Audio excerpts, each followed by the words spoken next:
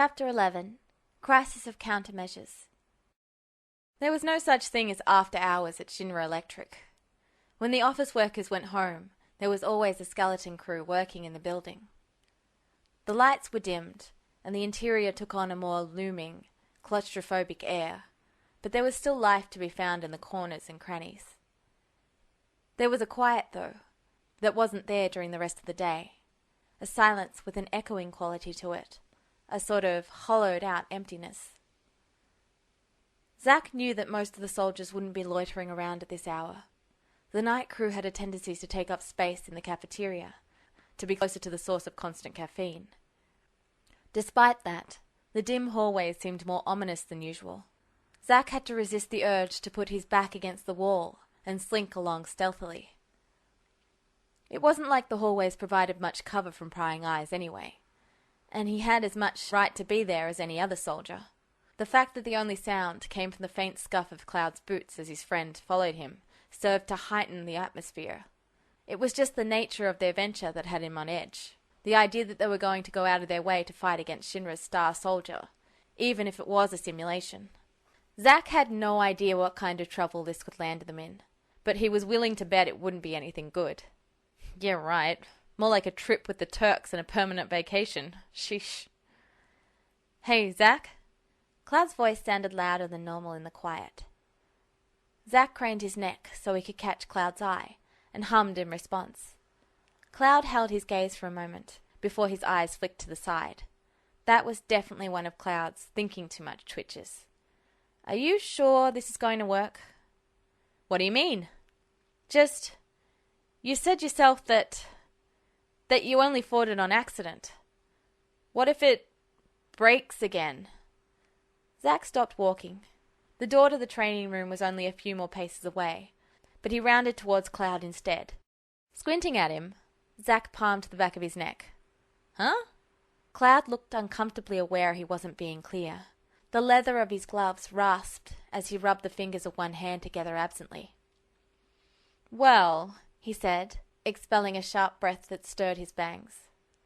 You told me that you fought the simulation on accident, right? Well, is that how I put it? Accident was kind of an understatement when he thought about it. Zack laughed briefly, because it was more like he came out of nowhere and I suddenly found myself getting a really great view of a simulated Midgar sky.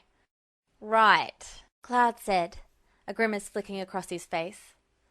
Zack added another mental tally to his Zack involuntarily puts his foot in it scoreboard. It was becoming distressingly cluttered. That was the same thing that happened to me. Cloud paused, though Zack could tell he was gearing up for another of his incomprehensible questions, air quotes included, that always held more meaning than was apparent up front. If it is already so unreliable, how do you know it's not going to go wrong? Zack rubbed his gloved hands together, shifting restlessly on his feet. This whole sneaking around business had him feeling antsy, as he usually did on a big mission. Not to mention the thought of putting in a good hard training session was really appealing. He hadn't realized how much he'd missed having a training buddy. Cloud would probably give him such a look if he knew that was the part Zack was focusing on, but he really couldn't help it. Finally, Zack breathed out sharply and gave Cloud a crooked grin. You worry too much. It's just a simulation. The worst it can do is leave you aching for a few days because you lost focus. And oh, how it could. Angeal never had let Zack live down some of those training incidents. Cloud stared at him, mouth pressed thin. Zack had the feeling he was missing some fact that was obvious to his friend, but chalked it up to more of Cloud's understandable paranoia.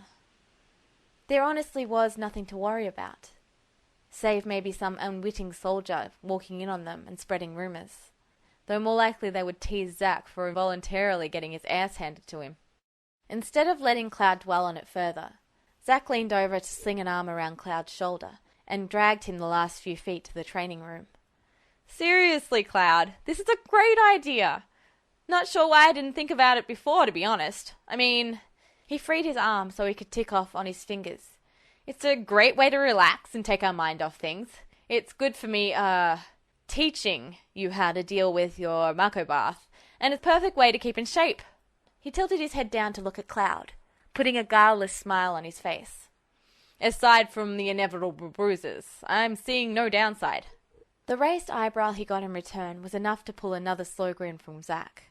Cloud obviously could think of a downside, or several. Zack wondered if he'd bother voicing them now, or if he'd just keep them bottled inside until he was a bundle of blonde nerves. Silly question, of course. If worst comes to worst, I'll just kick out the power cord on the whole thing. It can't be too hard to break. Zack frowned at the memory of just how easy it was to accidentally wreck expensive equipment. Why didn't they make them with soldier strength in mind? Cloud stepped forward to key open the door of the training room. It's one of your ideas, Zack. Great is the last word I'd use to describe it, he said as he stepped inside. Zack followed with a chuckle, glad Cloud felt okay enough to joke, even if it was at his own expense. Maybe foolhardy. With an exaggerated move, Zack clutched at his shirt over his heart, trying and failing to put on a wounded expression through his mirth.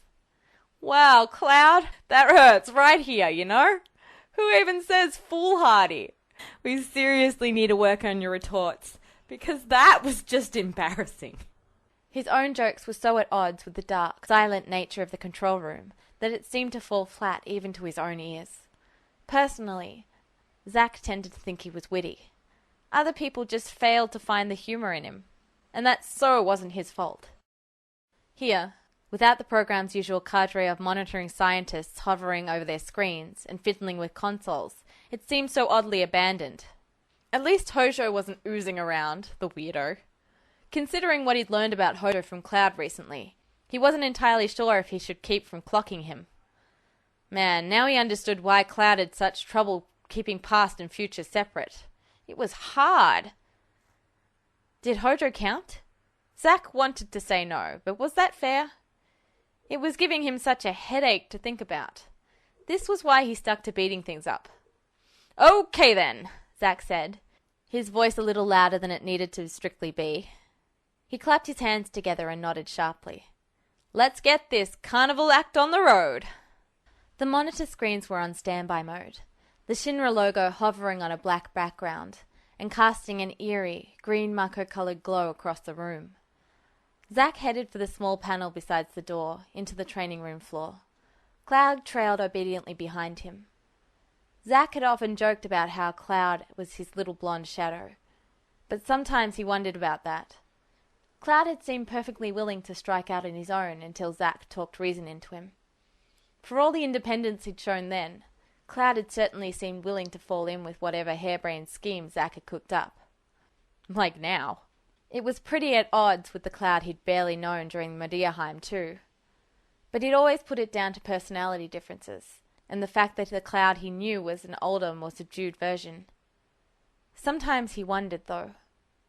As he typed in his passcodes, slowly to make sure he didn't screw up the number sequences, he asked, "How are you doing with the whole thing?" He made a vague wave with his free hand, not entirely sure how to encompass the situation they were in. They'd have to be careful about what they said, too, given where they were. Didn't want to get overheard or recorded somewhere. Now that you've had a lot more time to adjust and all, it can't be easy getting used to the changes in your life, obviously. And then you have to deal with having me shepherd you around like a lost alpha dunk. There was a soft, quick exhalation behind him. You only ask me that when you have something else on your mind, Cloud said. When Zack glanced at him, Cloud didn't look bothered by the comment at least. A lot's happened lately, buddy. You can't blame a guy from asking now, can you? Cloud gave him a look that was becoming very familiar to Zack. It was a combination of bemusement and acceptance. Or was it resignation? Rather than answer Zack's last, mostly rhetorical question, Cloud said, "Things are going better than I expected. Different, but better." Zack nodded absently. He was scrolling through the program settings to turn off several of the features. No need for recordings here, no siree. The tricky part was going to be getting the program they needed active. Now if he could just figure that out. That's something at least. I just wonder. It can't be easy only having me around to help you out. Cloud looked surprised at that. I don't... There are plenty of people who have helped me. No, us, out. Whether they realize... He gave a shrug of one shoulder, running his other hand through his hair in a nervous twitch. But having you here, it's more than enough. Zack scratched at his hairline. It's not really that, but, He lost his train of thought, distracted by the display before him. Man, he had no idea what he was even looking for in the enemy list. It wasn't like it was a popular choice or something, unless Sephiroth used it to fight himself. Would he even do that? Maybe if he just checked everything under the highest difficulty setting. Cloud shuffled up to the control panel next to Zack. After a moment he reached out and pressed a few of the buttons, keying in Sephiroth's name into the general search bar. Before Zack could comment on how it couldn't be that easy, the results popped up on the screen. "Oh," Zack mumbled. "Of course it would be that easy. What? Nothing like the super-secret program of doom? No Hojo's all-powerful program? Eesh, what a letdown." "Seriously?" Cloud shrugged again, stepping to the side to let Zack continue setting things up. "It seemed like a good idea," Cloud said. "But, Zack, you'd think it'd be named something harder to find." Zack shook his head and nudged Cloud's shoulder towards the nearby door as he keyed in the last few parameters and unlocked it. More loudly, he said, "But what?" "You're still avoiding the question." Zack huffed and slipped around Cloud to reach the door. With a press of the button, it squished open. "What question?" "Zack." If he wasn't mistaken, Zack could detect the faintest hint of a petulant whine in his name. Really, Cloud might as well still be the teenager he resembled sometimes. "What are you really getting at?" Cloud asked, stepping quickly to catch up to Zack. "Oh, that!" The small antechamber off the training room proper was well lit, unlike the room they just left behind. The bright light gleamed off the shiny black plastic of the VR headsets. Zack plucked two off the racks and detached them from their charger cords. "You were pretty gung-ho with doing things on your own at first, but now you basically have me acting as your Shinra-appointed keeper." "I wouldn't put it like that," Cloud said sullenly. "Self-appointed, Shinra-appointed, you know what I mean." Cloud looked down at his feet, a frown tugging at the corner of his mouth. Zack waited patiently, or as patiently as he could manage, as his friend sorted through his thoughts. Getting used to the long pauses that conversing with Cloud brought hadn't been easy when all he wanted to do was fill the silence. After a moment, Cloud looked up at him again. "Back then, I decided to stop running," he began, rubbing the fingers of his glove into his palm. The soft sound filled the silence between his words. "It's something that I have to learn, that my friends taught me over the years. Sometimes I forget." Zack looked down at the pair of headsets he held. He tilted one, watching the way the lights flashed in the dim bluish ambience of the room. "I think I get what you're saying." He had to stop running in his own way. Had to learn to face things he didn't want to deal with or acknowledge. Genesis came to mind, and Angeal. Even Sephiroth and Cloud. And most importantly, Shinra itself. "No, not... Your plan is a good one. There is nothing really that we can do right now, if we are to make the sort of future we want. So, for now, this is enough." "I'll take that as Cloud speak for, yeah, Zack, you're right. We need to just take this one day at a time." Zack laughed lightly and shook his head. "Anyway, just let me know if I'm being too pushy.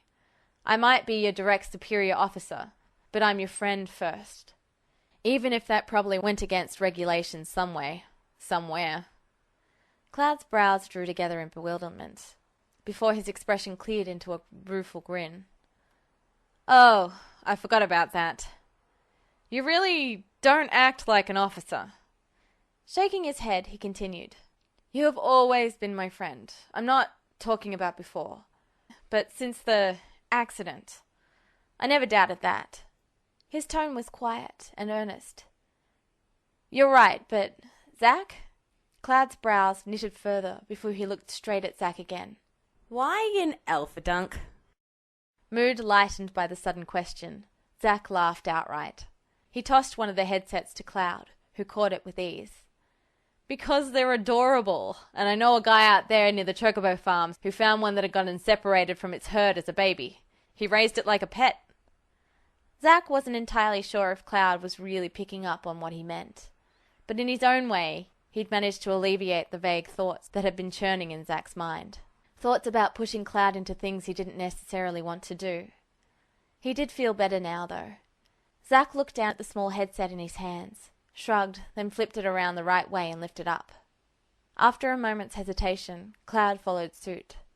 It was obvious by the way he fumbled with the headset that he wasn't used to the equipment. Zack had thought Cloud's little gang had dragged him in here once before. He lowered his own headset. "Need a hand there?" No, Cloud replied with a grunt.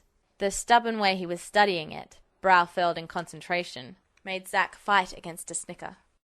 Lifting his headset once more, he settled it into place, sliding his fingers out from under it and checking that it was snug. "Make sure it's tight over your ears." Cloud didn't reply, but through the green-tinged display, Zack could see him settling the headset properly. Grinning, he gave him a double thumbs up before turning on his heels and heading out into the training room. It only took them a few easy strides to center themselves in the room. Zack thumbed the buttons on his phone to select the Start Mission option in the VR menu. With the push of a button, the lights dimmed for a second, and when they returned to full brightness again, he was there. All 7 feet of gleaming sword, dark inky leather, and a long shower of platinum hair. Even though it was just a computer program, Zack could admit he looked intimidating. Those slanted green eyes, the way he just stood there, waiting for them to initiate. He had a moment to feel out of his depth, a moment where he remembered triumph, and then shocked surprise before Angeal had gotten between him and the program. "You ready, buddy?" he asked, sparing a glance towards Cloud as he yanked the Buster Sword off his back. What he saw distracted him momentarily, even from the imminent threat the program posed. Cloud looked as intense and serious as Zack had expected, but it was different than other fights Zack had been in with him. Cloud had his sword ready in front of him, the stance a bit wrong for the light blade. Zack could see his own style reflected in the way Cloud held himself, if he were to allow a bit of vanity into his observations. Yeah, maybe it had been learned from another version of him. Zack felt a little better about that after his talk with Cloud. It was still very disconcerting to think about. But Cloud saw him now, and not just a shade. In the end, that was all Zack had really wanted. The rest would come with time. It was Cloud's face, however, that caught Zack's attention. More exactly, it was his eyes. Cloud often took fights way too seriously, in Zack's opinion, which was part of his charm. Everything was a big deal in Cloud's eyes, reflecting his big heart. Zack had never seen Cloud look actually angry. Irritated, yes. Exasperated. Well, most of the time it wasn't Zack's fault. He'd only seen Cloud in action against Sephiroth once, and there had been way too much going on at the time for him to have made any mental notes. So despite how often Cloud expressed his understandable dislike over Sephiroth, Zack hadn't really seen Cloud ready to go toe-to-toe with him yet. It was kind of eerie, and definitely unlike anything Zack had seen from him before. He paid for his distraction a few seconds later, when he just barely managed to catch a swipe from the simulation's Masamune. The blow rang across the Buster Sword, and right into Zack's bones, as he let out a surprised, "Whoa!" "Zack!" Cloud's voice sounded strangled, but Zack had no time to pay any attention to him as he fended off a rain of blows. Nearly a perfect copy of the real deal, Sephiroth's voice came out from the simulation. "To ignore a threat like that? I can't tell if it's overconfidence or foolishness." Zack snorted. That was just about the same thing he'd heard from it last time. Put a sock in it," he hollered, shoving forward with the Buster Sword. He ducked down and rolled past Sephiroth to escape the simulation's heavy offense. There was a blur of movement beside him as Cloud rushed the simulation, sword screaming as it clashed and locked against Masamune briefly. Cloud strained against the blade before pushing away to gain a second's grace to attack again. The simulation leapt back out of range, and Zack tightened his grip on Buster Sword's hilt before charging in to take his place. Masamune caught Buster Sword's blunt edge at his first swing, and in a blazing swirl of eerie ringing tones and flashing blade, the simulation sent him right back across the room. Zack felt his breath be forced out of his lungs as his back hit the training room's wall. Gasping, he slumped to the floor, Buster Sword clanging down somewhere nearby. Oh man, that'd hurt. A rapid-fire ringing of swords clashing indicated Cloud had engaged the simulation again. As Zack staggered upright, he could see the two exchanging blows in a flurry, Cloud bending and jumping to dodge the relentless offense from Sephiroth's image. The duel ended abruptly when Cloud was knocked backwards, much like Zack had been. To Zack's envy, instead of meeting the wall back first, Cloud twisted so he could land on it and push off to pursue the attack again. While Cloud kept the simulation occupied, Zack took his chance to get back in the fray. He darted forward and scooped up Buster Sword as he picked up speed. The burn of muscles and adrenaline egged him on, and Zack whipped his sword into a striking position, only to have to duck out of the way as Cloud misjudged a swing and nearly clipped a hunk of his hair off. Hey, watch it! Zack yelped. Who taught you to work with a team? One of those nasty wolves you've got up north? Cloud sent him a look that seemed both surprised and irritated, all big eyes and petulant frown. Out of the corner of his eye, Zack could see the simulation batting aside Cloud's strike, long sword scraping along the floor in a shower of sparks before coming towards Zack. He had a moment to note the simulated sparks didn't leave behind any marks on the floor where they should be before he was forced on the defensive again. If this was anything like Sephiroth's actual combat style, Zack could see why the guy was considered untouchable. It was a blow to his ego that Zack found he had a very hard time keeping up with the speed of it, though really he should have expected that. He'd fought it before. Somehow, though, he'd imagined that he'd improved more than it felt like. Although it kind of looked like Sephiroth was dancing, what with the way he was twirling around so much. Zack supposed it was necessary to maneuver the Masamune like that.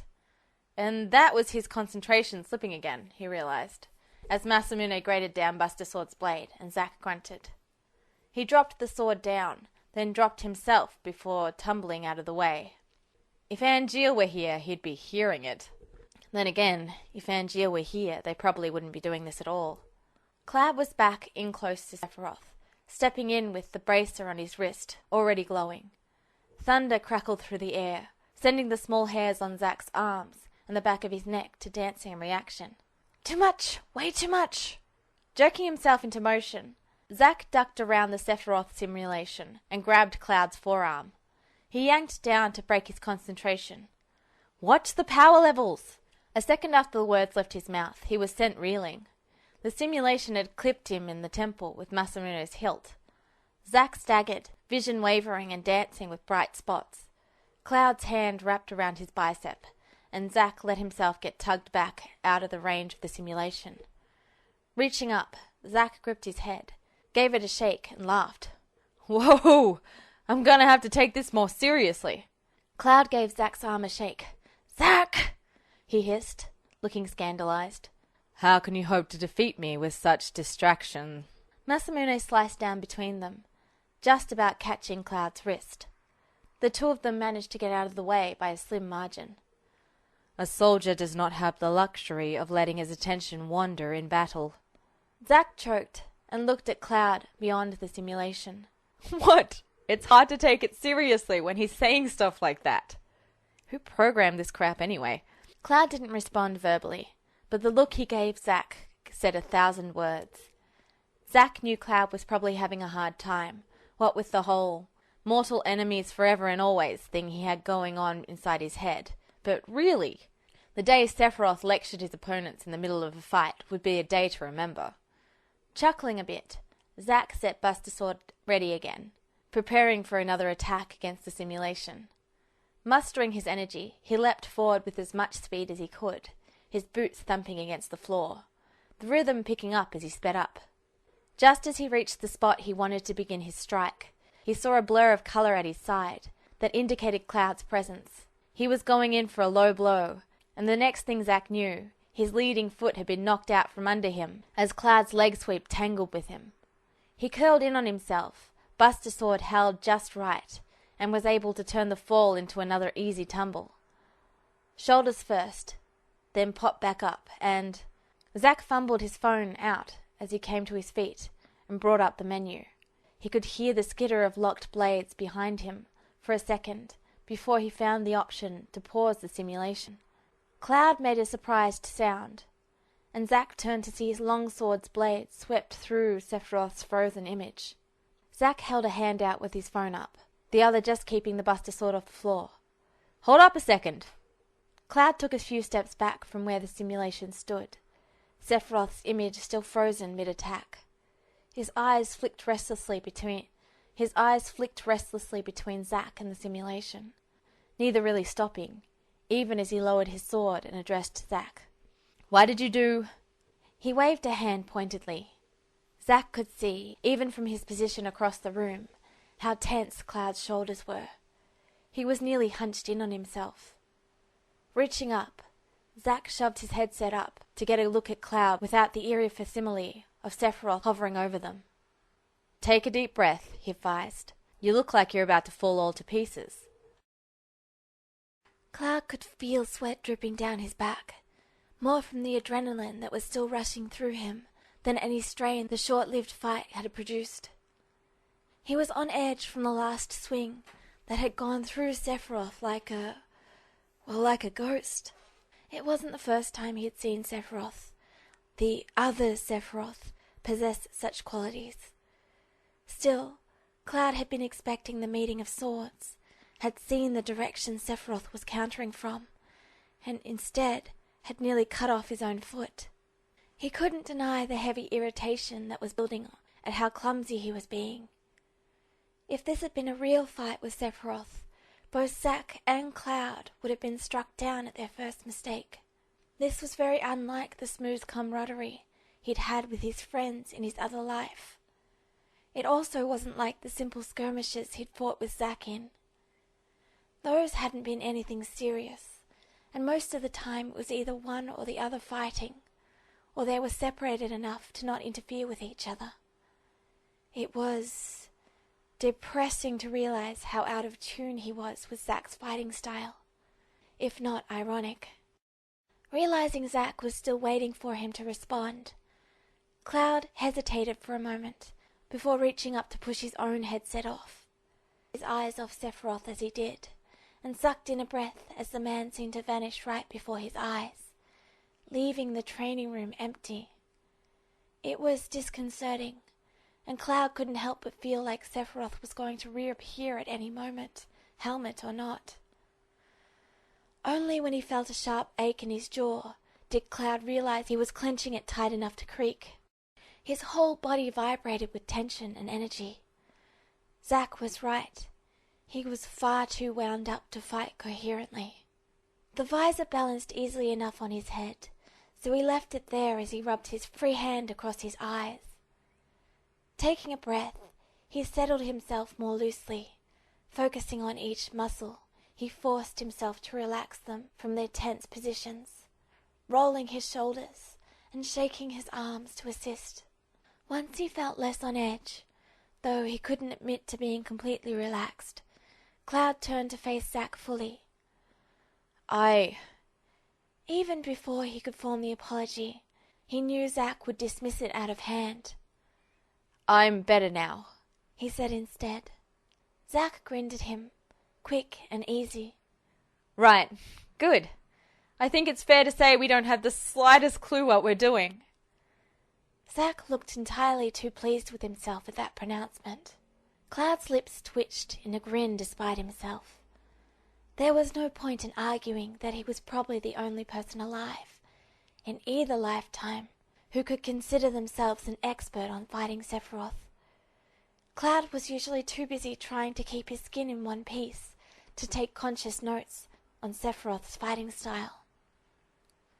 He left it mostly up to instinct and stubbornness which seemed to work okay. That was one of the key differences he'd noted in his fight with Sephiroth at Fort Condor. He hadn't noticed at the time, despite his desire to see the differences in the man. But later, when he allowed himself to dwell on it, Cloud had been able to admit to himself that fighting Sephiroth sane was nothing like fighting the otherworldly monster.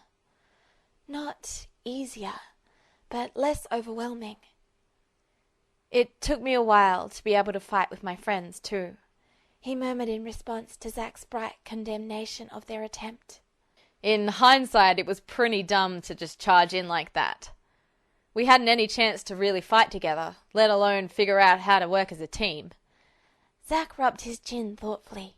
Several seconds went by before his face lit up in an epiphany. All right, here's the plan. A fist pumped in emphasis as Zack leaned forward eagerly. Since we're too busy tripping over each other to get in properly, the only thing to do is take turns. That way we can get a good look at how the other fights, and then work like a proper team. I'll go first since I've had more chance to observe you. Sound good? It was hard to hold back the wince that suggestion induced, and Cloud hoped Zack couldn't read how very much he didn't like the idea. Fine, he answered shortly. If he could manage to keep his reaction from seeing Zack going toe-to-toe with Sephiroth to a minimum, then maybe he'd have a better chance of not tripping over themselves for the rest of the training. It stirred up the dark memories in a way Sephiroth alone could not, of half-remembered visions of Zack's beaten form falling under Masamune's blade, of hopeless promises, of what he was trying so hard to erase from history. The entire point of this training was so that they would never be a Nibelheim. Right now, Cloud was the biggest liability, because he could still not separate past from present, illusion from reality. If Zack thought he could handle Sephiroth on his own, then Cloud would just have to trust his friend knew what he was doing. Zack moved over to his side and clouded him on the shoulder. I'm glad we're in agreement. He went to put his headset back on, but stopped halfway. Oh, just a quick reminder. Watch the power levels of your materia. Watch the power levels of everything, actually. The training room simulates most of your attacks for you, so don't forget that you only need enough power for it to get a read on what you want. Shaking his head, Zack mumbled, I'm going to end up sleeping in the trooper barracks from this never-ending hole in my wallet if we break the equipment in here too bad. Now budge over so I can give this a go. Cloud obligingly moved off to the side, though he did puzzle briefly over Zack's warning. He wasn't completely clear on how this room worked, except that it did seem to be in excellent condition for a soldier training area. He'd just try to keep his attacks to a minimum until he could learn exactly what Zack was talking about. Once he was near the far wall, Cloud pulled his headset down over his eyes again. Sephiroth jumped into his vision, causing Cloud's heart to give a little leap of reaction. Sephiroth was still frozen in the half-completed swing, hair flaring where his momentum whipped it out. It was surreal to see the man so still outside of a photo, to see what amounted to a halted moment in time. Cloud wasn't sure he liked that aspect of the program. Upon closer study, Cloud took note of the dull green eyes. Just as last time, they captured Cloud's attention by how off they were. There was no spark of life, though even the Mako glow in them was imitated accurately by the machines. It distracted Cloud more than he'd admit, and was part of the reason he'd been tripping all over Zack. He kept watching the eyes for recognition, for the slight telegraph of the next move, to see them look at Cloud rather than through him. None of that was present. Instead, there was just a flawless caricature of the man. This was the perfect weapon Shinra wanted. This was what Sephiroth saw himself as. This lifeless, unfeeling creature. Even the mad, world-destroying nightmare was preferable to this. Zack finished fiddling with his phone with a merry, There. His fingers hovered over the keypad as he turned to Cloud. Ready? Cloud gave a brief thumbs up, which Zack returned before he hit the button. Sephiroth flickered for a moment, going from his frozen position to standing without the in-between movement. Cloud swallowed hard as he saw Sephiroth's eyes flick briefly in his direction before Sephiroth faced Zack. I hope you came prepared, rather than wasting my valuable time. Now that one was almost like Sephiroth. It took every ounce of Cloud's will to clench his jaw against the desire to call Zack an idiot. His friend definitely deserved it, but Cloud didn't want to distract Zack from his fight, even if he wasn't taking it as seriously as he should. It was true, though. Sephiroth here was nothing like the real thing, even in his world. The voice was perfect in intonation and delivery, but the difference was as stark as the one between the man Cloud was beginning to see and the insane monster that haunted his past. It wasn't that what the program Sephiroth was saying was as unbelievable as Zack made it out to be. The Sephiroth of Cloud's past was positively chatty compared to the one he was coming to understand here and now. The taunts were a part of their interaction, how Sephiroth would dig and dig into Cloud's hurts and insecurities, trying to pull him apart. It felt wrong, though, for Sephiroth to be so focused on anyone other than Cloud. Before, the other Sephiroth had possessed a single-minded attention for Cloud and Cloud alone. Those around him were the afterthought, despite Sephiroth's accusation of Cloud being a mere puppet. Maybe that had been the allure too, that Sephiroth treated Cloud as a favored toy. The only one who had held his attention had been Aerith, and the threat she had possessed as a true descendant of the Cetra. That had ended with her murder, or so Sephiroth had thought. It was satisfying to remember how she had won over Sephiroth's dark power, even in death. Those feelings were slowly overshadowing the sharp pain of losing her, as Cloud let the memories of her triumph clean away the sorrow. Across from him, Zack squared off against Sephiroth, the Buster Sword held out in front of him in a two-handed grip. The fight began abruptly, causing Cloud to jerk involuntarily. It was hard to resist the urge to leap in and try to deflect Sephiroth's attention away from Zack. Cloud managed, clenching his free hand until his glove creaked, but keeping his sword hand loose and ready to be used. The Masamune lashed out, and Zack used his sword to bat it aside, immediately diving into a tumble that let him duck under the long blade's returning sweep and brought him up at Sephiroth's back. He turned on his heels, Buster Sword sweeping in hard, but Sephiroth was faster. Sephiroth twirled in a flurry of black leather and caught the large sword against Masamune easily. The rhythm of the battle was brutal. Zack remained on the defensive against Sephiroth's relentless assault. Cloud did his best to study Zack's movements, to try and remember for when they would try again at fighting side by side. Sephiroth was distractedly graceful and deadly, though, so he didn't think that he was doing a very good job of it.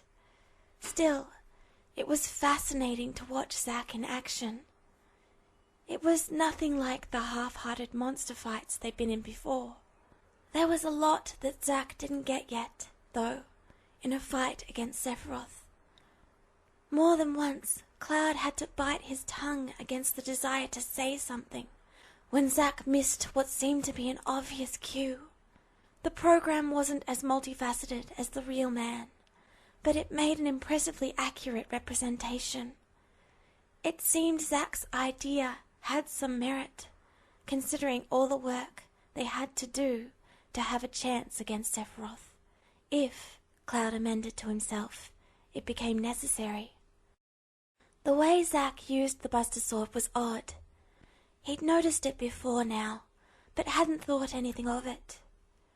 Even now, Zack was attacking with the blunt edge and low-level spells instead of using the blade. He had a solid defensive style, and when he did manage to get an attack in, they were very powerful. Zack's stance was strong, and though he moved around a lot, his technique wasn't as agile as Cloud's was. The fight continued, and Cloud hissed in a stuttered breath. There it was again. Zack missing a cue that seemed obvious in the angle of Masamune, and Cloud realizing Zack wasn't even watching that hand. He was too busy giving a triumphant "Ha!" over some scheme he thought he'd pulled off.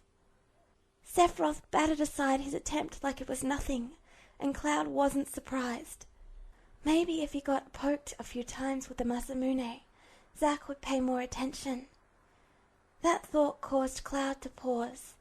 He didn't know what would happen if Sephiroth did get a hit on them.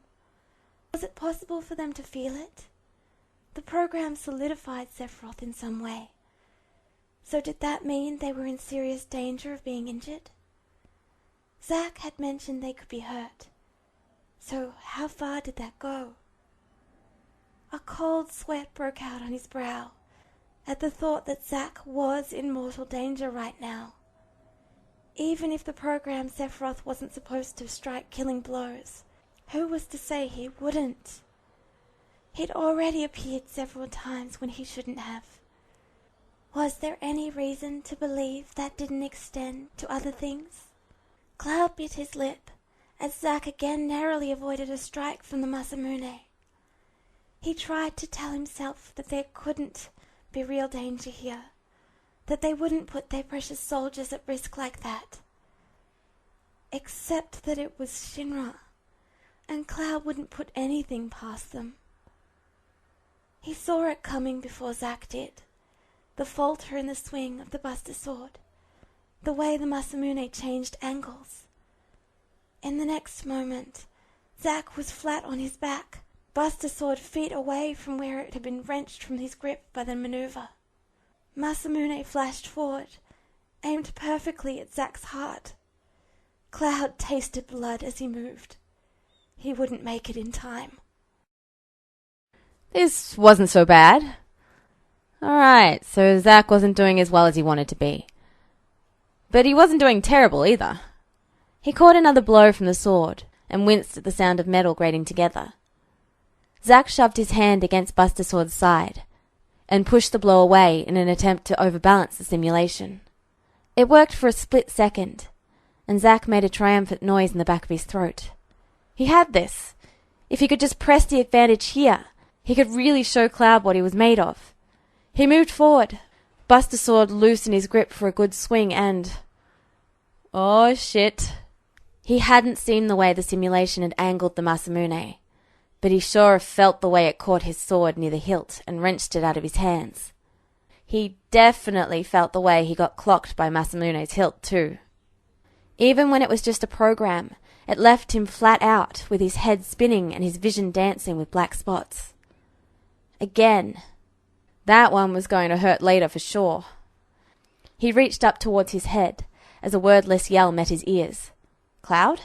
He blinked hard, and the next thing he knew, a cold sweat was breaking out across his skin as he caught sight of the simulated Masamune buried in the floor a few inches from his head. Cloud's longsword wasn't too far from his chest either, and simulation or no, both of these things were pretty worrying. Cloud wrenched up on the Masamune, and the simulation whirled around to face him. Zack shoved himself into a sitting position as Cloud drove it back in a spectacular flurry of attacks. He could see Cloud's face, lips set in a grim line and brows furrowed in concentration. More worrying was the wavering glow building around Cloud's body. Zack had reminded him to mind his strength, hadn't he? It looked like Cloud had forgotten that. Cloud jumped back a short distance from the simulation, drawing his sword back. A golden glow coalesced around the blade for a moment, before he whipped it forward. A shockwave tore into the training room floor, leaving behind a destroyed path in the metal plates as it smashed into the simulation.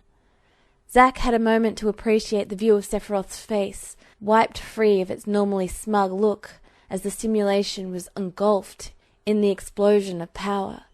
From there, more shockwaves rippled outward, metal screaming in protest and sparks beginning to shower down from the popping light. The room went dark, the simulation shattering into blue and green digitized shards. A few seconds elapsed before the red warning lights began to flash, a small alarm sounding from the control room. The view in his headset switched to the green-tinged standby mode, and Zack yanked it off. "Oh man, I'm so reporting this is completely your fault. In fact, I'm going to put it in the report that I was teaching you how to use the training room, and you went absolutely overboard. And that wasn't even a lie. The door is gone. I am not paying for this." Cloud panted hard. He reached up to his own headset, ripping it off and tossing it roughly to the ground. His eyes hadn't cleared from their manic look of dismay and panic. One hand clenched visibly around the hilt of his sword as he ran the other through his hair, before he turned to glare on Zack. "Shut up, Zack!" Without waiting for Zack's reply, he turned and paced a few steps away in a restless move. Zack held up both hands placatingly, but did as told and held his silence. He touched the fingers of one hand lightly against the side of his head, where a headache was starting to blossom. After a few more paces, Cloud seemed to be able to gather himself again. He stomped right up to loom over Zack, and Zack half expected him to wag a finger in his face and everything. "What was I supposed to do?" Cloud asked, voice tight and strained. "Hey," Zack said. He kept his tone light and soothing as he could make it. "Take it easy. It's just a simulation." "He could have killed you with that strike," Cloud snarled. Zack grimaced, running his hand over the back of his neck. "Probably not." How was he supposed to get Cloud to calm down, anyway? He couldn't remember a time where he'd seen him this worked up. Maybe back in Medeal, but even then, nothing like this. "You've put a foot in it this time, Zack." "Probably," Cloud echoed, gloves creaking around the hilt of his sword as he gripped it convulsively. It looked like he was at a loss for words, still glaring down at Zack with emotions fighting for space on his usually calm countenance. It was a rather striking effect, actually. Zack pressed his palms together, doing his best to look contrite, and feeling a bit like a third who stepped out of line. The last person to make him feel like that was Angeal. Man, he missed him a lot right now. Angeal would definitely know what to do. Well, it's only the really crazy simulations that do that kind of damage. Cloud took a deep breath, then another, the silence stretching after Zack's pronouncement. Finally he said, "And what isn't crazy about Sephiroth in battle?" It was said almost matter-of-factly, and Zack wondered how many times Cloud had fought Sephiroth in his other life. "The simulation," he said, refusing to think that this was an actual Sephiroth. It wasn't really. "And besides, I don't think Hojo fiddled with that one." Cloud's face blanked. "What do you mean?" Puffing out his cheeks, Zack expelled a rough breath and glanced around at the dark training room. He half expected the weirdo to be lurking in one of the corners, hidden by the shadows and sparks of alarms. "One time I got suckered into helping him combat test something." He still had no idea what. "And he challenged me to take on one of his extra special programs. The researchers were all, 'No way, man. Don't do it. You could get killed.'" Zack held up his hands, miming exaggerated panic, then grinned wildly and proudly exclaimed, "I kicked its tail in." "Focus, Zack." Clearing his throat, Zack gave Cloud a sheepish look as he muttered, But, I don't think most of the programs are like that. That one was Hojo's special project or something." He hadn't exactly been given an explanation. "Hojo has a lot of interest in Sephiroth." Cloud spoke sharply. His jaw worked for a moment, and he continued through gritted teeth. "I would think he had a part in this too." He needed to get a handle on this, Zack realized. Cloud was worked up, and Zack wasn't helping. The more he thought on it, the more he wished he knew what Angeal would. That was it! Angeal would have been calm, talked him through things, explained things. Zack dropped his hand to his lap and met Cloud's wild stare calmly, his back straightening. He could remember the way Angeal had done the same thing in his past, kept his cool when he'd been all riled up, until Zack had felt like an idiot for being so emotional. It made him miss him all over again, but right now he had to focus on Cloud. He probably should have known Cloud would take it too seriously, and Zack himself should have been more serious. He'd let himself get carried away in the idea of enjoying a training session. Guilty. He knew he had hoped it'd be a little bit like those times with Angeal, that maybe he could share that with Cloud. Angeal had always been better at this kind of thing than Zack was, and Zack had no idea what he was doing, but he was trying to figure it out. Quiet, firmly, he said, "Yeah, you're right. I didn't think this through." He didn't let himself look guilty, just met Cloud's stare head on. Cloud shifted, raising his chin in challenge to the look. "I should have made sure you were prepared and knew what we were walking into." It was hard not to look away from that stare. Cloud looked so much older than him right then. And, well, in a way he was, wasn't he?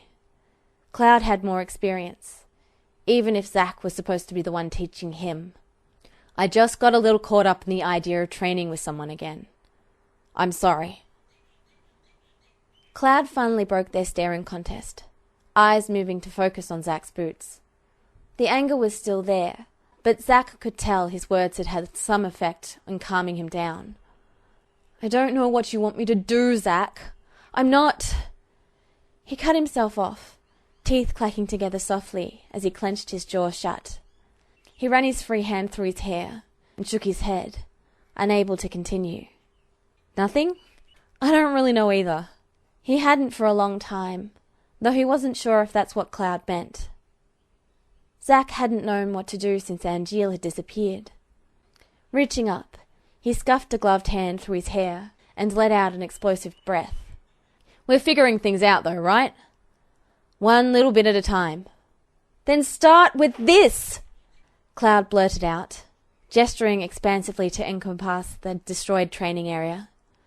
"Why did you bring us here when it could have turned out—" He made a disgusted noise in the back of his throat.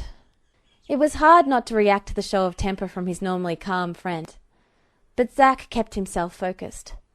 "Hey," Zack said, "don't be like that. I didn't make it to first class without having a clue what I'm doing, you know."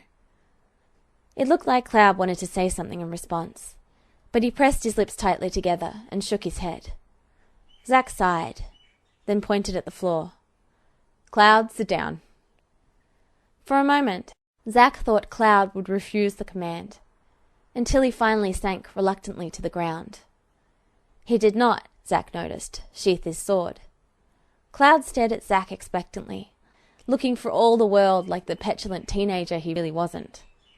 Sometimes, when he acted like such a brat, it was hard to remember that.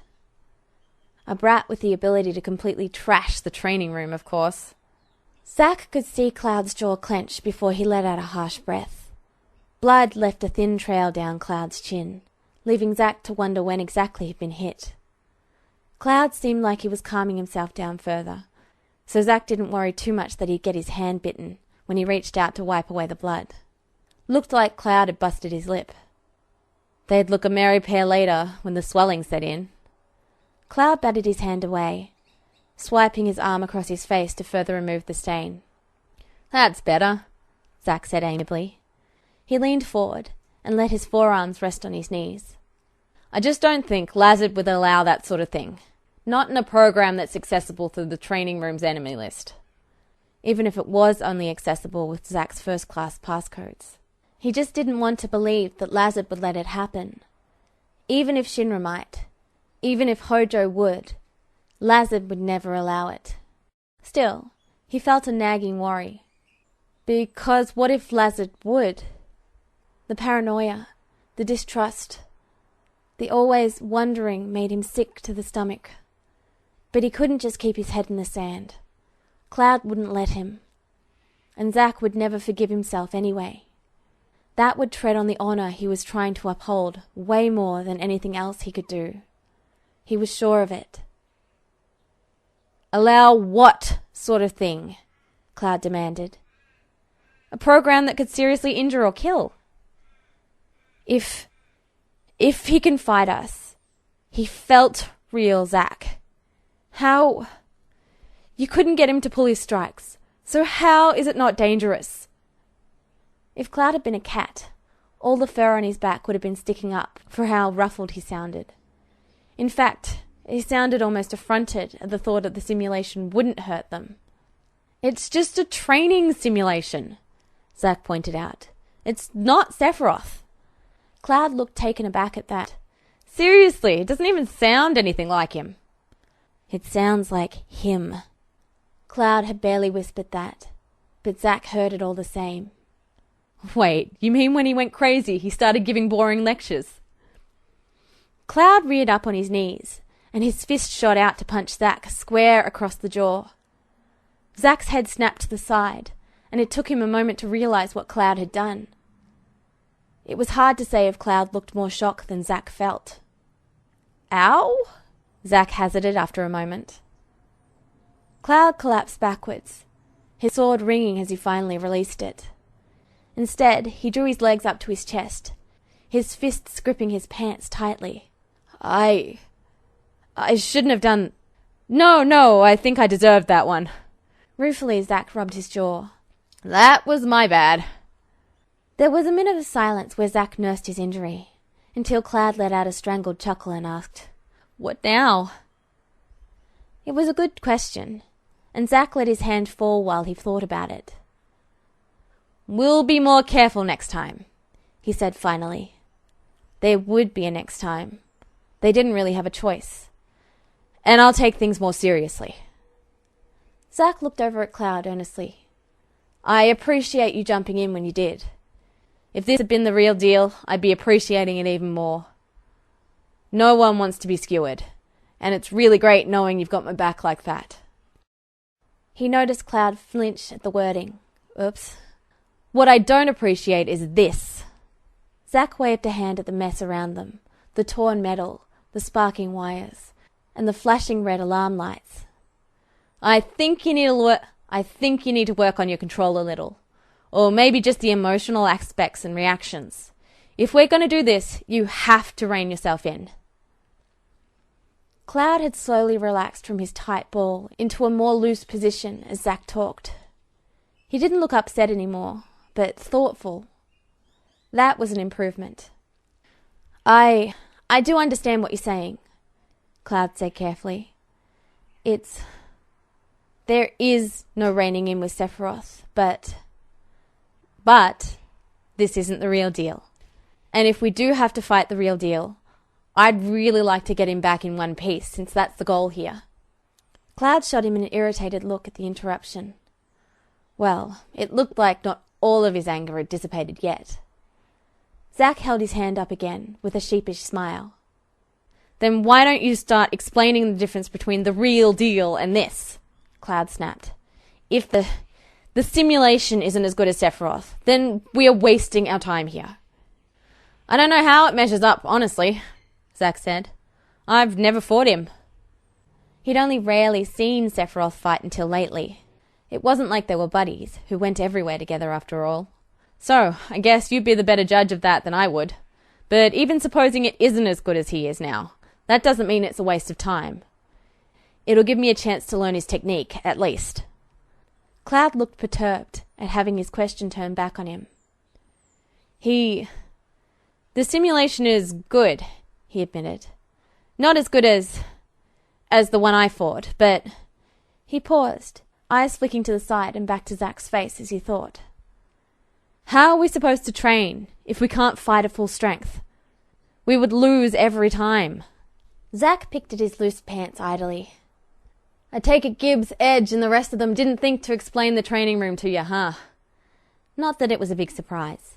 The question was almost rhetorical, since by all rights, they'd assumed Shinra personnel knew how to use the systems. They probably thought I already knew, Cloud mumbled. Yeah, Zack scratched the back of his head. So did I, he admitted with a wince. It just brought to light how little Cloud remembered, and Zack didn't pretend to think it wasn't dangerous. He didn't know what Cloud did and did not know about this era. Here he was, supposed to be making sure Cloud fit in, that he wouldn't get discovered. Thinking about it, Zack felt like he was doing a pretty poor job of guiding him. Some mentor. Time to start making up for it. The technology is... Zack frowned, crossing his arms over his chest. He wasn't sure how it worked himself, just the basics. So that was all he could offer. But it was a start.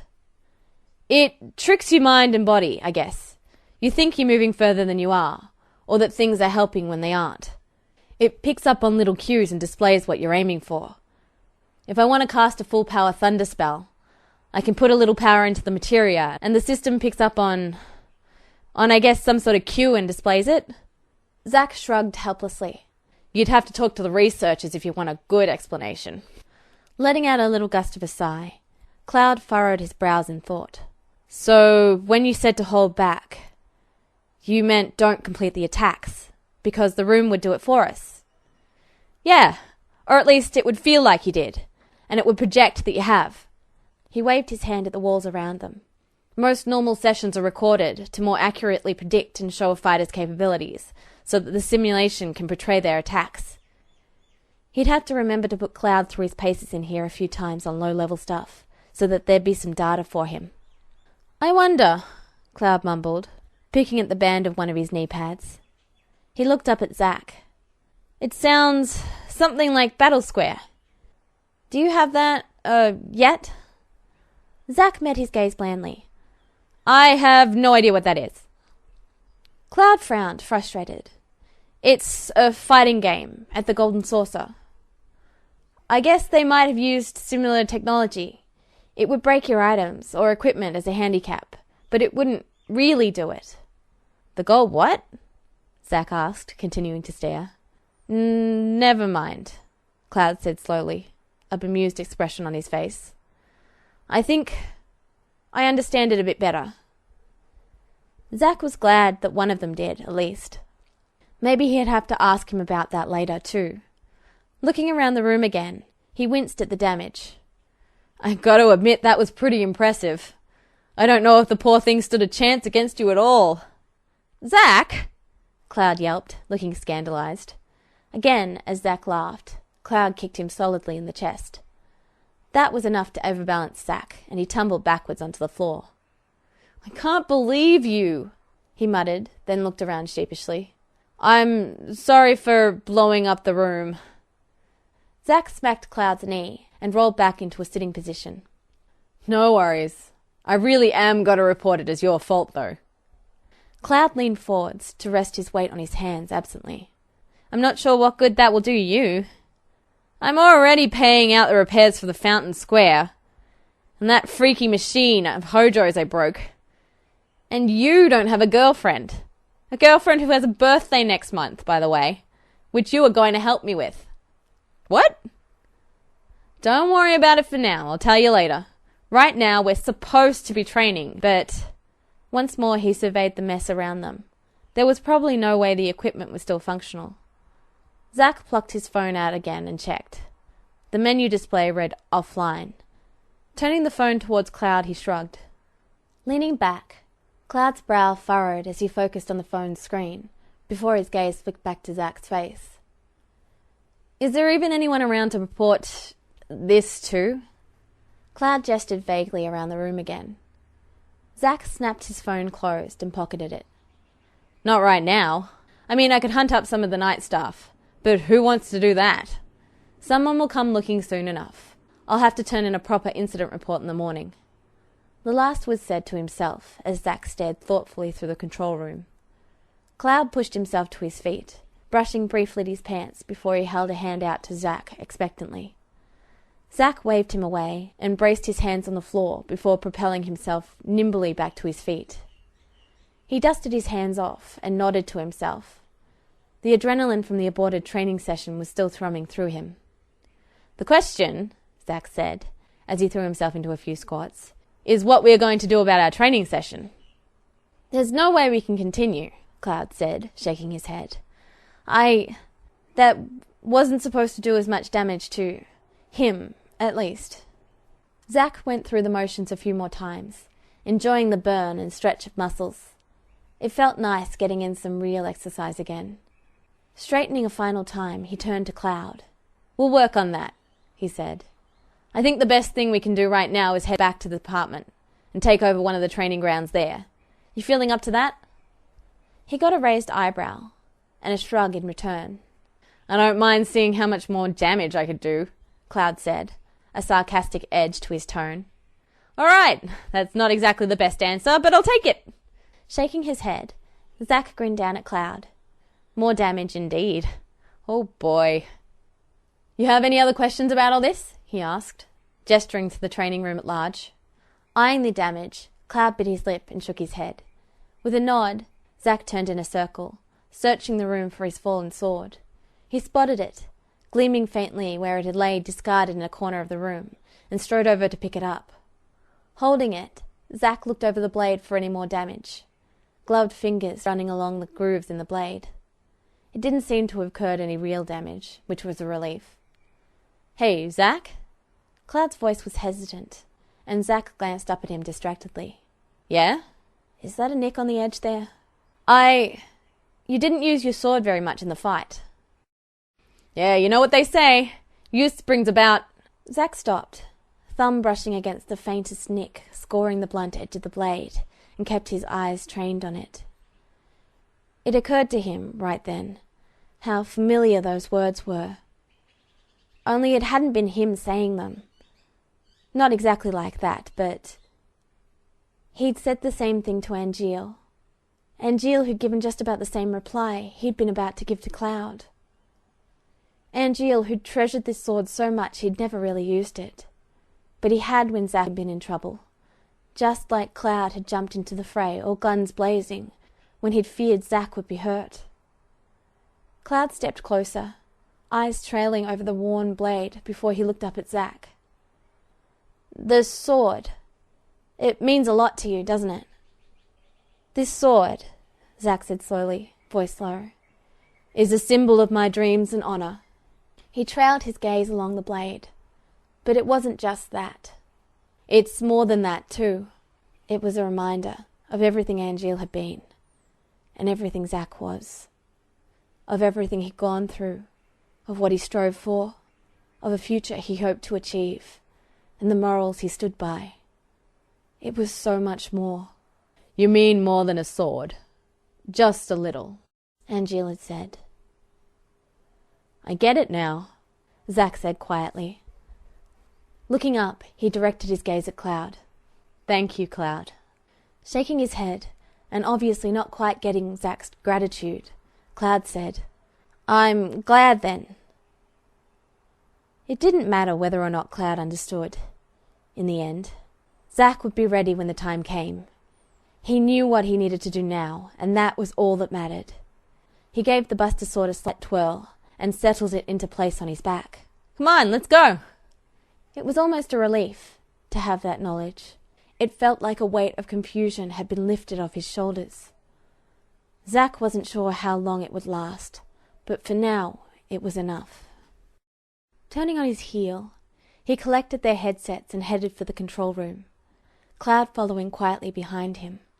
He dropped the 2 headsets on one of the consoles and rooted out a clipboard with a sheet of paper attached to it. He jotted down a quick note regarding the destruction, signing it off with a flourished "Soldier first fair," and dropped that onto the console too. He'd report what happened to Lazard personally tomorrow morning.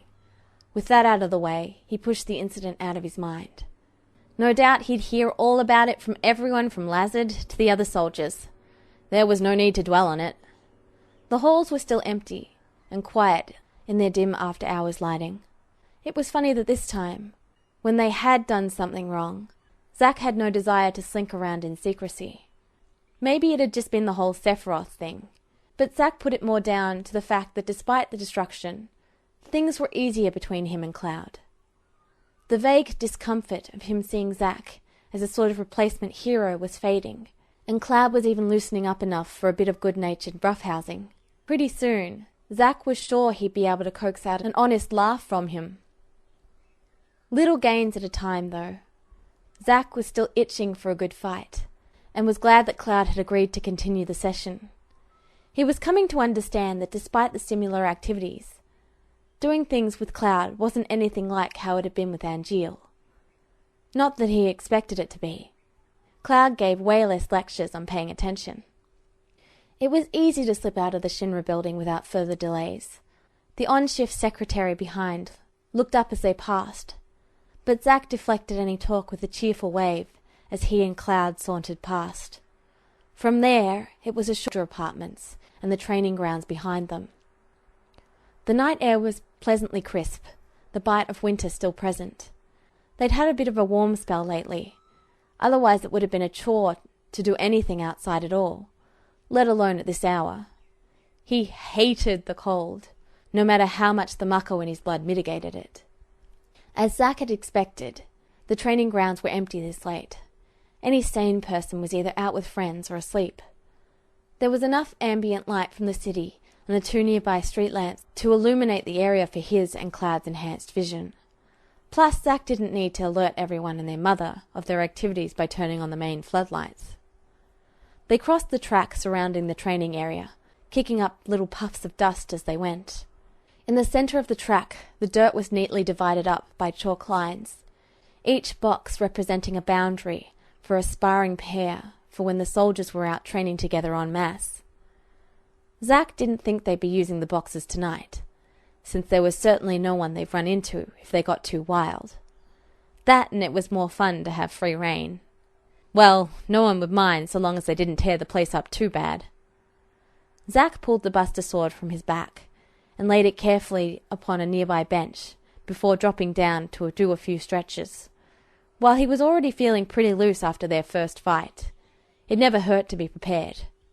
"So," Zack said as he stretched out first one leg, then the other, "I'm guessing you've never had the chance to spar against another sword fighter before. Except the obvious, of course." Hesitating for a moment, Cloud set aside his own sword to copy Zack in a few stretches. He didn't answer right away, gaze thoughtful as he eased the muscles in his arms, pulling them across his body in turns to loosen up. "Not against another swordman, no," he affirmed. "It was never necessary." Zack shoved himself back to his feet and rolled his shoulders. "You've been missing out." It had always been the easiest way for Angeal to teach him. Zack was a more hands-on sort of learner. He learned well when he saw someone else use a technique. It just tended to stick. Maybe, Cloud allowed. He had an odd look on his face that Zack couldn't place. Sort of reluctant, though Zack had no idea why that would be. Before Zack had the chance to reply, another voice hailed him. "Zack!" Turning, Zack saw Kunzel approaching them, still in full gear. Not that the helmet was unusual.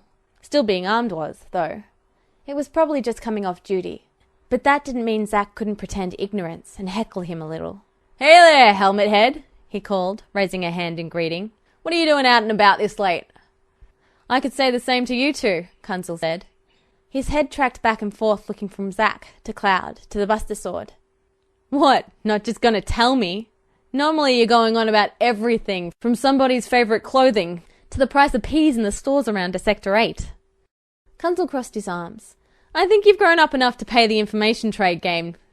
That means no information without giving some in return." "Aw, come on! I only know one thing you don't. That's completely unfair." As Zack let his shoulders slump, Kunzel laughed. "You've still got a long way to go, Zack," Kunzel said. After a moment he pulled off his own sword and settled on the bench near the Buster Sword's hilt. "Bet you're enjoying the night, aren't you? Being from Nibelheim and all." Zack straightened up, but it was obvious that the last part was directed at Cloud. Cloud had been standing silently to the side while they talked, though now he was frowning at Kunzel. "The city lights block out the stars, I guess." "It's not that different." A lengthy pause followed, during which Zack kept himself from laughing by turning his gaze skyward in a show of contemplation, and Kunzel digested Cloud's response. Kunzel coughed, and Zack could hear his buckles rattling when he shifted. "Is he for real?" Zack's serious expression cracked, and he grinned at the ambient mako glow and cloud cover. "Realest thing you've ever seen. Anyway," Zack clapped his hands together, "we were just planning on doing a little sparring. So if you're going to stick around, watch your toes." He bounced eagerly on the balls of his feet, arms swinging at his sides. Kunzel waved one hand through the air, then set it down, Don't mind me. It'll be nice just to sit back and relax and have a look at the real pros. Zack made a face at him, though Kunzel ignored it and nudged Buster Sword's hilt. You gonna use your giant kitchen knife? Kinda makes things a little uneven, don't you think? Uneven for who, though? Zack muttered. He weighed the odds while Kunzel tilted his head, no doubt giving him some sort of sharp-eyed, inquisitive look. Hey, let me borrow your sword. Without a word, Kunzel flipped his longsword around and offered it to Zack, hilt first. Knock yourself out. Zack plucked it from his grip and turned to Cloud. All right, ground rules. No tearing up the field too bad. And do you want to use materia or not? Cloud blinked at the sudden question, but responded promptly, Not. All right, hand him over, Kunzel said, holding out his hands. I'll keep a hold of him to make sure no one's tempted to use them. Yeah, Zack grumbled, fishing his materia out of his slots of his bracer and dropping them into Kunzel's waiting palm. That happened once. Cloud followed suit, and the spheres clinked together, gently, as Kunzel tucked them away. Zack tossed his phone down on the bench for good measure, then turned and trotted a good distance away, before turning back. He hefted the longsword up, his hands wrapped around the hilt, though he kept his arms loose. Other than the simulation kicking him around earlier, the last time he'd had a real fight had been Genesis and Angeal. Maybe when he'd had to take out Asai and Sebastian, but he didn't want to think on that. Still too fresh. He wasn't going to let anything put a damper on this right now. Zack grinned, just a little wildly. Well, let's go. As soon as Zack gave the okay, Cloud burst forth in a rush of speed. For a second, Zack thought Cloud had left his sword behind, where he'd set it down. But the gleam of steel in Cloud's hand indicated he grabbed it as he moved. Faster than Zack had anticipated, Cloud was there, sword coming down in an overhand swing. Zack yanked his own sword up to catch the attack, and felt it rattled right down to the steel and into his arm. His boot scraped against the dirt as the force pushed him back just the slightest bit. Wow! He couldn't swallow the exclamation or the thrilled laugh.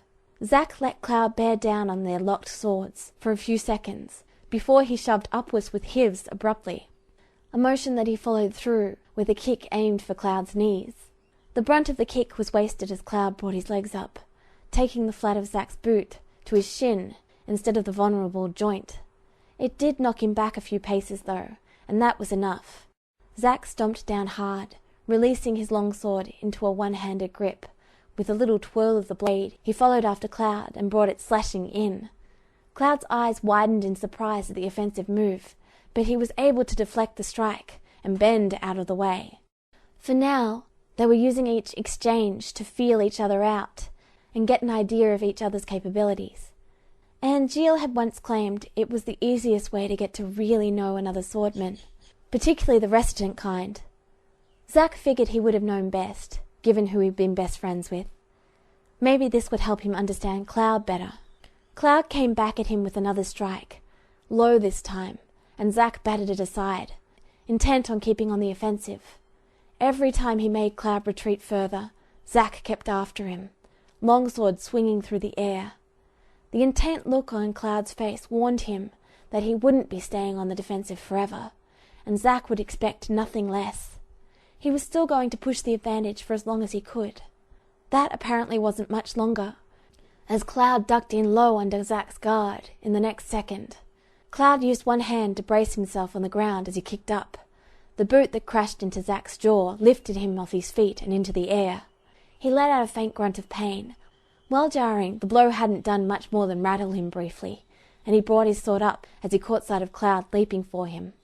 The blow was much heavier than those previous, the force of it keeping Zack aloft as he blocked it. Another swing came in, hitting hard against Zack's sword, and a second later another. Their blades scraped and rang against each other as Cloud sent them higher with a flurry of blows, and Zack struggled to catch them. Cloud's speed was impressive, something he'd known since he'd brushed in on his fight with the simulation earlier. But this was a whole new level of it. Zack kicked out, hoping to catch Cloud off guard, only to find himself caught off guard as Cloud twisted nimbly out of the way and came back with a ferocious kick of his own, one that sent Zack flying back towards the ground. He flipped himself upright as he fell to land on his feet. Cloud touched down a short distance away, crouched and ready to continue the fight.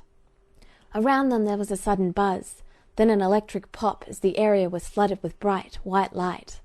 Another loud click and pop was followed by more light illuminating the field, as all around them the overhead floodlights flared to life one by one. Zack's shadow danced wildly at his feet, until it settled as a faded star around him from the harsh glare from every direction. Zack raised one hand to block some of the light, letting his eyes adjust to the unexpected change. "Hey, don't mind us," a voice called out, one he recognized. Zack turned to the set of bleachers at one end of the track. Luxier waved merrily back at him. A few other soldiers were settled in around him, one passing around a case of bottles, which Zack assumed was beer. Well, he certainly hadn't expected an audience tonight, but it was hardly going to stop him. "Don't you people have duty tomorrow?" he hollered at them. Some smart mouth from the back shouted back with a sharp, "No, sir!" A round of raucous laughter erupted along with a number of mixed jibes that Zack couldn't make out. Across from Zack, Cloud had straightened to watch the newcomers. He looked back over to Zack, raising an eyebrow in question, probably asking if they were going to continue. Zack gave a little salute, then settled back into a ready stance. Without waiting for Cloud to fall back into form, he kicked off to dart across the distance between them. "Ignore the peanut gallery. We've got unfinished business here." It didn't take even half the distance before Cloud recovered his stance and was ready for Zack's attack. Sparks showered around them as the two swords met harshly and ground down.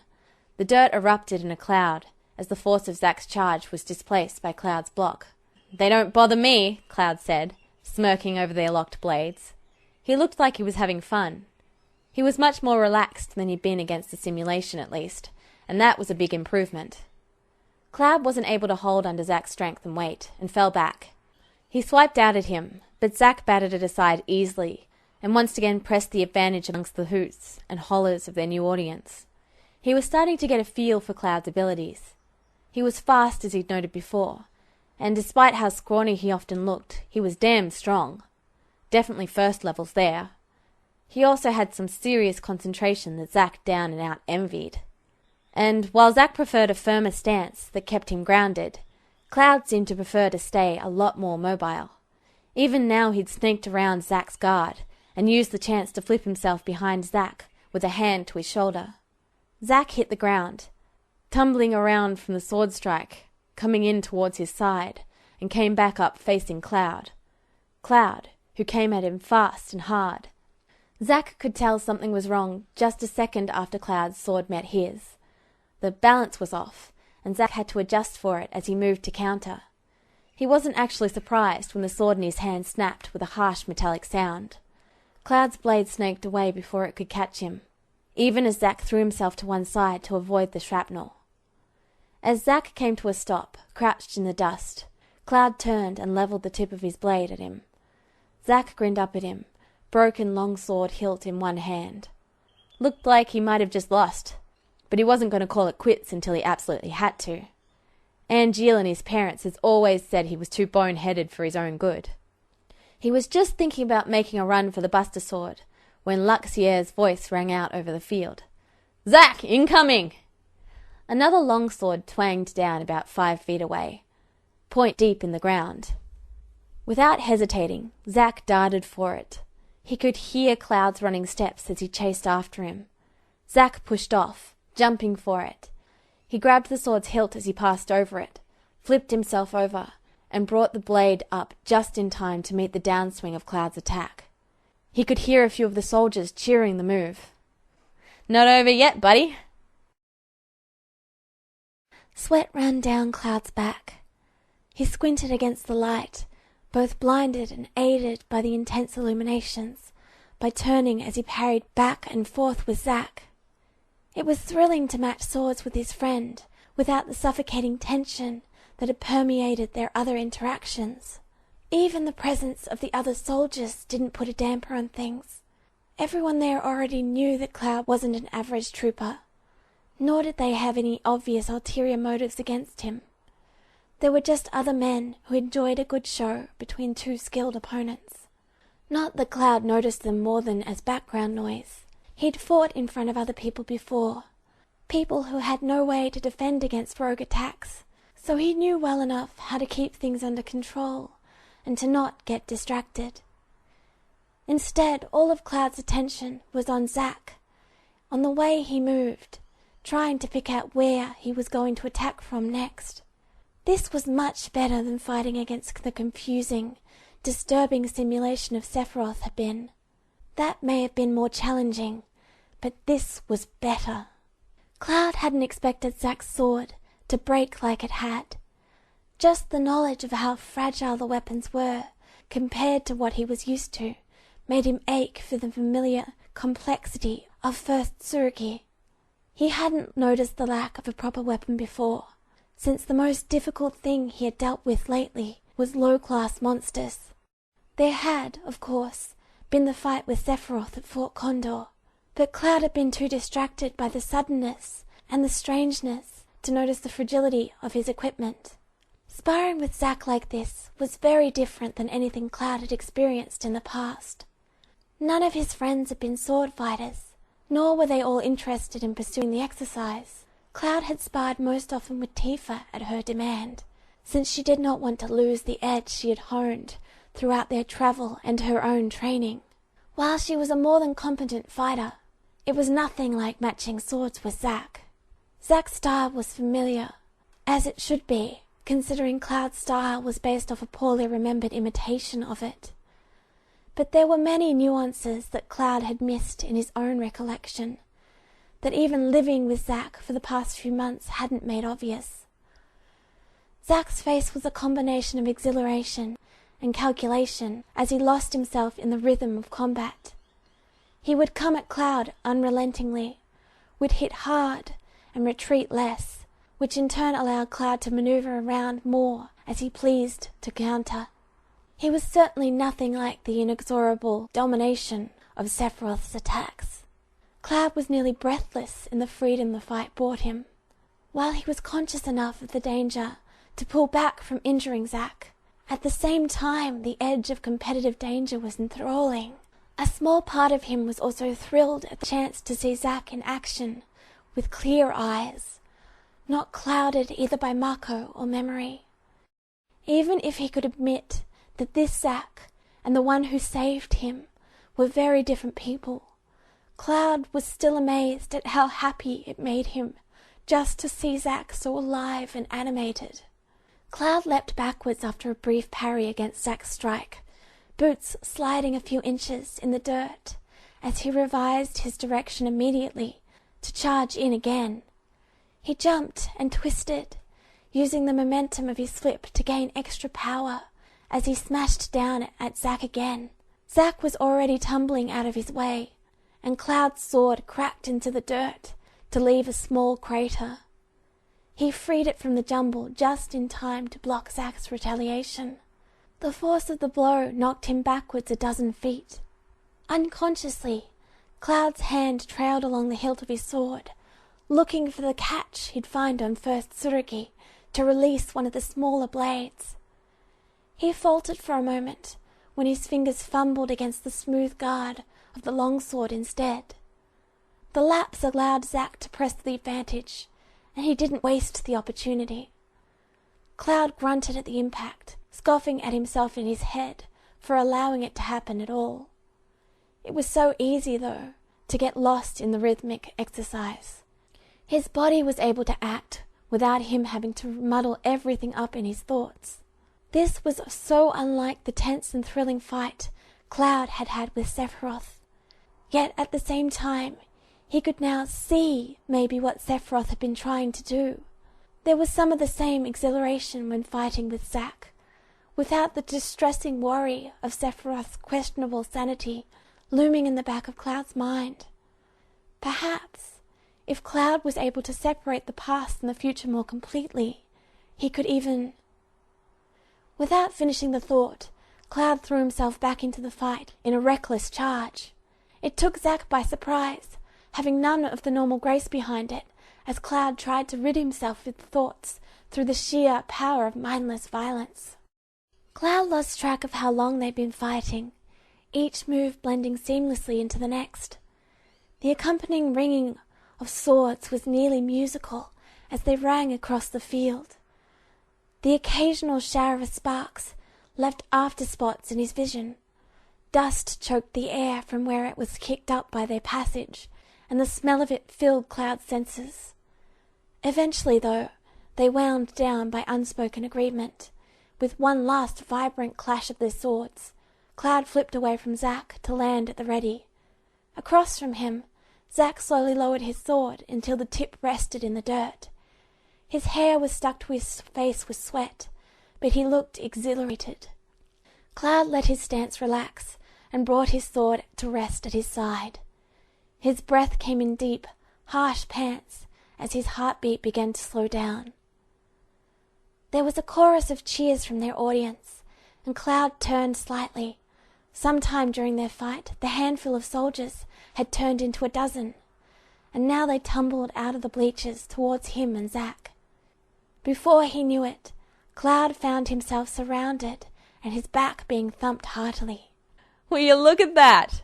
one of the soldiers said, grinning as he shoved Cloud forward towards where Zack was standing to shuffle the group together. "Looks like the student has become the first-class teacher." There was a responding guffaw from his fellows at the pun. "Wouldn't have believed it myself," another said. "You teaching anyone anything is akin to watching someone wade naked into a pack of Capra wires. Uncomfortable for everyone and liable to get all the important bits ripped off." Zack handed the longsword back to the second, who tossed it to him with a cheerful, if not slightly breathless, "Thanks, man." Before he grimaced at the soldier who'd spoken. "And seriously, don't joke about that. If you think wading into a group of mandragoras and having them go at your shins with those leaves are bad." A shudder went through several of the closer soldiers as they contemplated the scenario. The one soldier still in his helmet, Kunzel, Cloud recalled from their brief meeting, shook his head and drawled, "You would know, wouldn't you?" A number of good-natured hoots went up, followed by a slew of quips that Cloud couldn't quite catch over one another. Zack's smile had a sheepish edge, but he seemed to be taking the teasing with equal humour.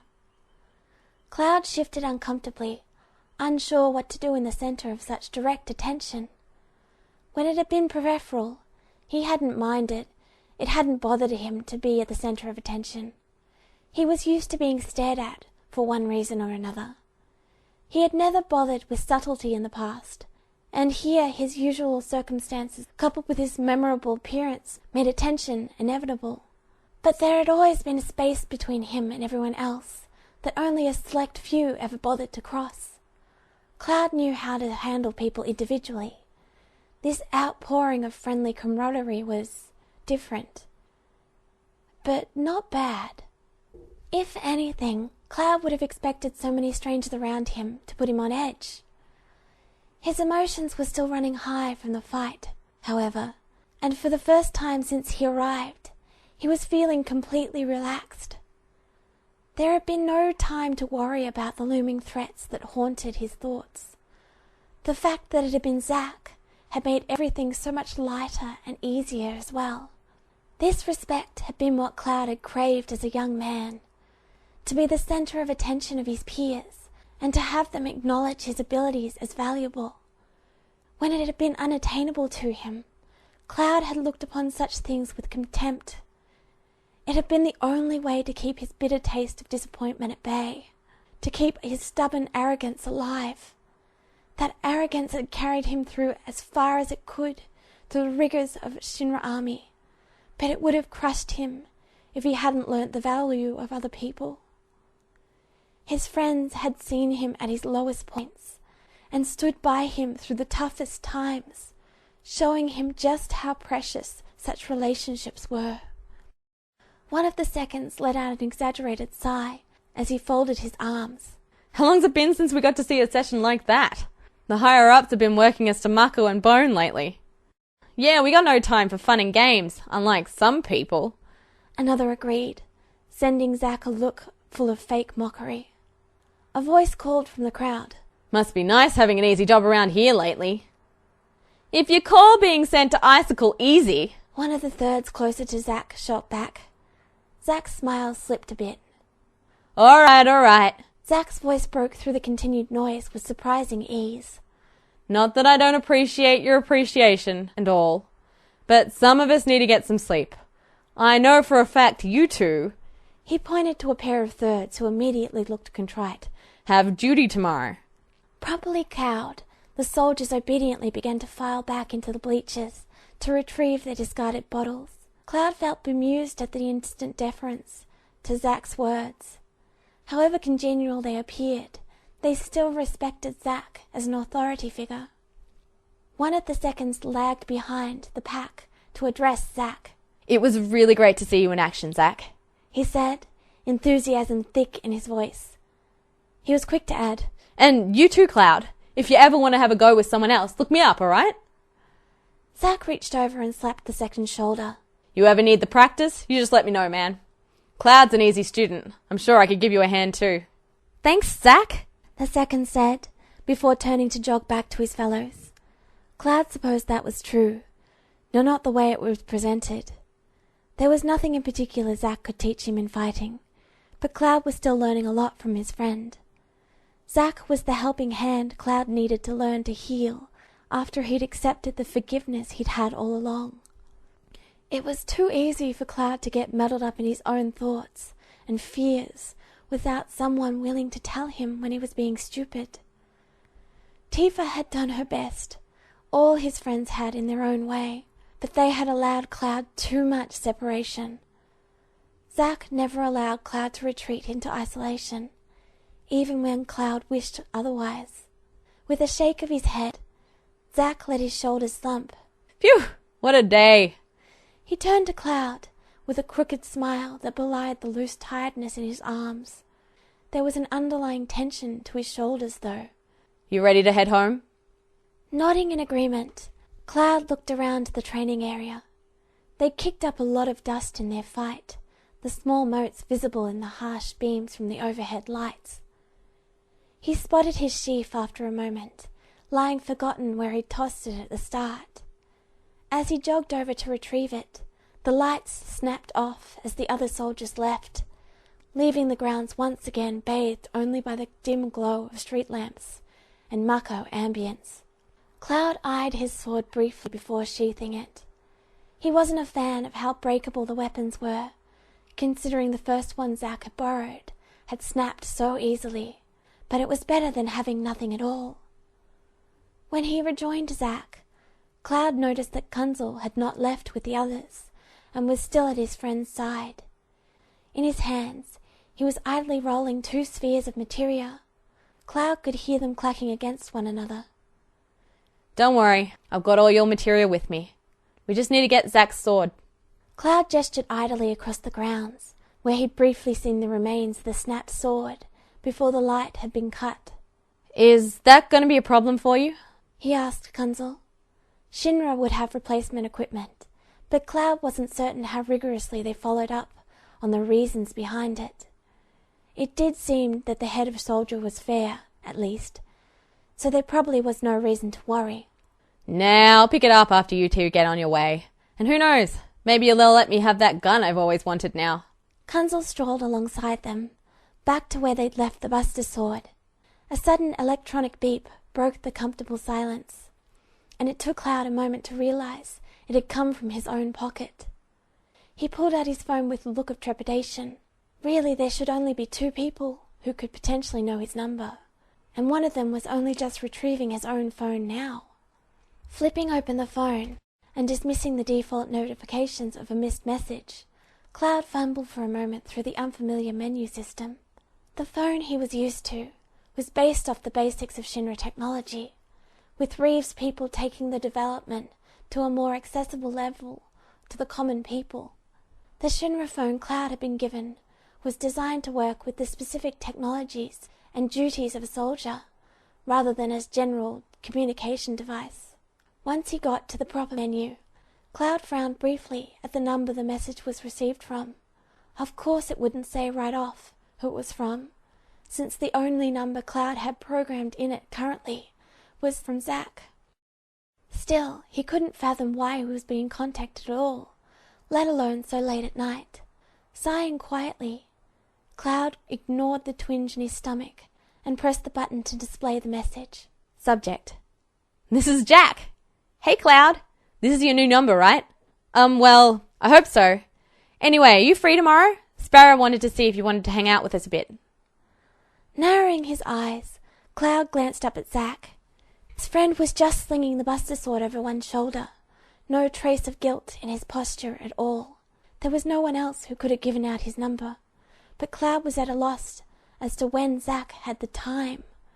Ignoring the message, Cloud tucked his phone away and resisted the urge to kick the broad target that was Zack's back. He'd just have to deal with the trooper tomorrow.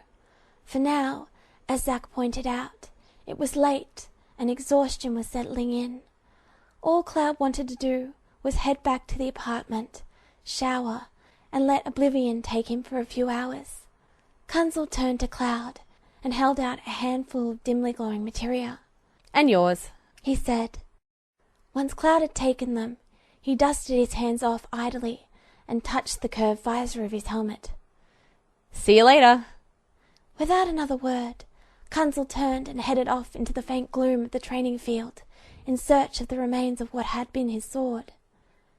Zack shrugged the Buster Sword into a more comfortable position and headed towards the glow of the apartment building. When Cloud fell into step with him, Zack asked, What did you think of the training session? For a moment, Cloud was silent. He thought of the tension from earlier, where they'd snuck like thieves, their frustrated attempts to work together, the difficulty they'd had with the simulation, and the intensity of the emotions that had caused. He thought of the ease and camaraderie he'd felt as he fought Zack, with their peers watching with no expectations at all.